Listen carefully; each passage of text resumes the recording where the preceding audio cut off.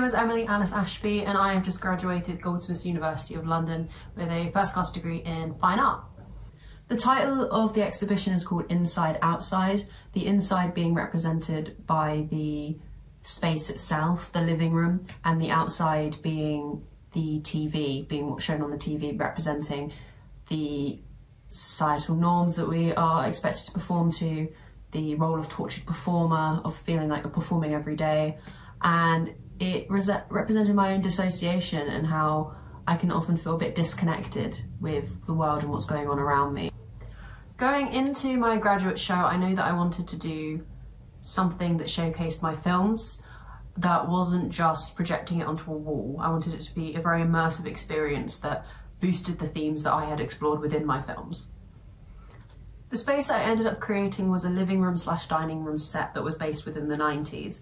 I chose the 90s because it's still fairly modern, but there's a lot of different technologies that we used then that we don't use now, and all of my films are filmed on an 8mm camera that would have been used in that time period, so I wanted those two things to really align. I really wanted the space to feel really nostalgic. I wanted people to walk in and feel a sense of familiarity and comfort, that it almost felt like their grandma's house that they visited on the weekends. I also wanted people to feel a bit uncomfortable, like they weren't quite sure where they fit into the space, where they were forced from viewer to almost imposter. I think this was boosted through me performing in the space with them, that I was reading the newspaper, completely ignoring them, not acknowledging their existence. And I think by not spoon feeding it to them, it sort of forced them to engage with the work a little bit more. They weren't quite sure what was going on. The films that I had on show explored a lot of different themes, but I think altogether they mainly dissected the role of women in society, the absurdity of social hierarchy, and the expectations that society pushes upon people. My film Oh God, Help Me, I'm Boiling Alive, where I perform as a drag lobster, or a lobster in drag, explores what it means to perform, how every day is sort of a performance, even if we're not putting on these exaggerated characters. At our core, are we performing in everyday life to certain societal expectations? The lobster also for me represents frustration within the creative industry of feeling underappreciated and underrepresented.